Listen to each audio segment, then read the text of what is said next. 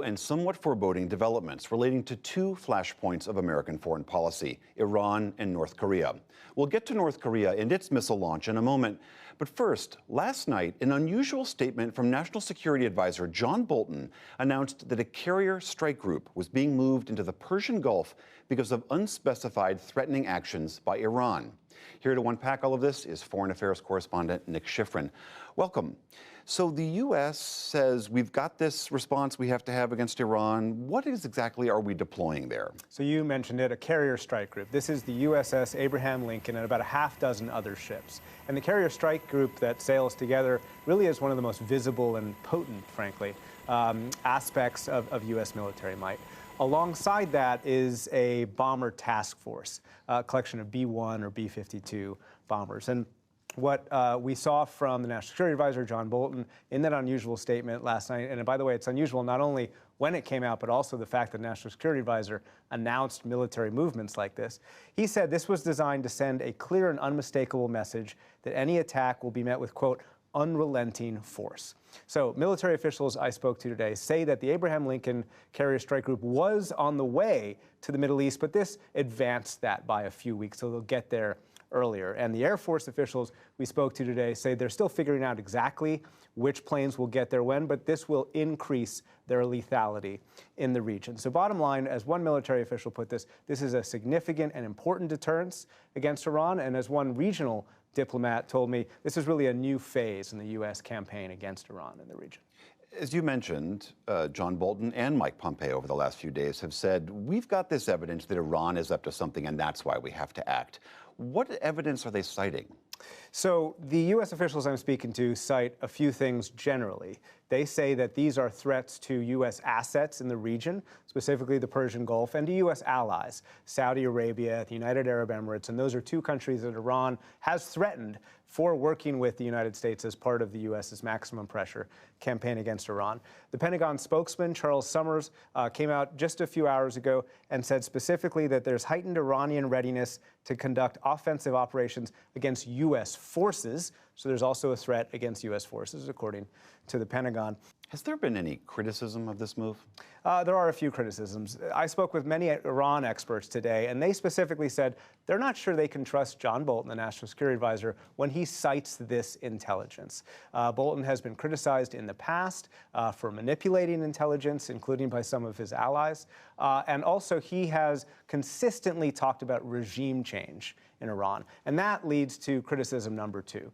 Javad Zarif, the Iranian foreign minister, has talked about the U.S. increasing the chances of confrontation. And some Democratic senators came out today and said, this is a drumbeat to war. We worry that the administration is repeating what the U.S. did before Iraq in 2003.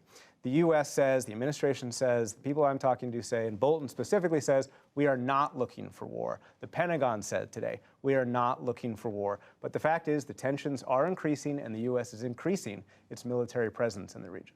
I mean, we know that from day one of the Trump administration, they have been, as you say, exerting a maximum force campaign against Iran.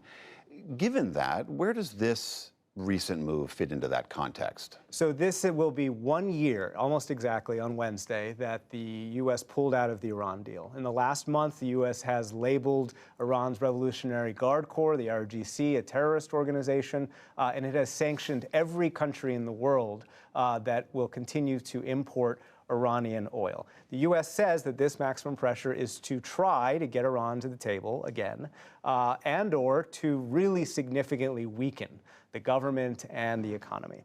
So far, Iran has not responded to any of these in any kind of dramatic way, and it is still abiding by the restrictions imposed on it by the nuclear deal. But what U.S. officials are worried about right now is that Iran may decide to take a dramatic step or even perhaps a violent response in the region. And U.S. and European officials are talking about fearing that Iran will restart one of its enrichment programs, possibly.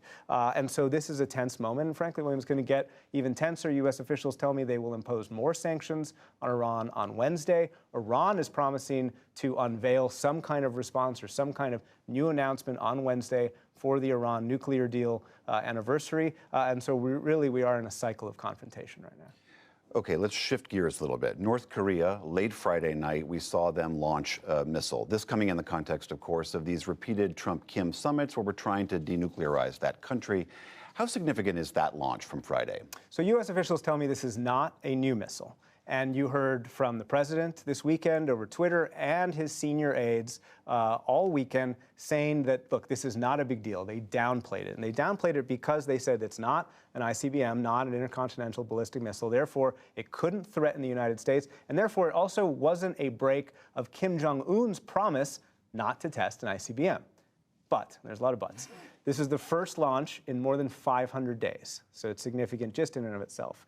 Even if this missile can't threaten the U.S., it can threaten U.S. allies, like Japan and South Korea, and it is a violation, by the way, of UN Security Council resolutions. And it may not break Kim Jong-un's promise not to test ICBMs, but it does break his promise not to increase tensions with South Korea, and that is a promise that he has made. So what message is North Korea trying to send with this launch? There's an internal message to its own people and also to officials who might be skeptical of diplomacy with the United States that we can still be tough. And there's an external message. One is expressing frustration and also sending a warning. The North Koreans have been upset by U.S. South Korean exercises, including using a surface-to-air defense platform called THAAD that was recently done. And they're also upset there's been no diplomatic progress. The president walked away from the table basically in Hanoi saying that the deal that North Korea was offering was not good enough. And North Korean experts we spoke to today told us the message is that North Korea wants some diplomatic movement. North Korea still has a robust weapons program and is trying to remind the U.S. of that, and a reminder of the U.S. that the North Koreans still have military options moving forward. Nick Schifrin, thanks for bringing us up to speed. Thank you.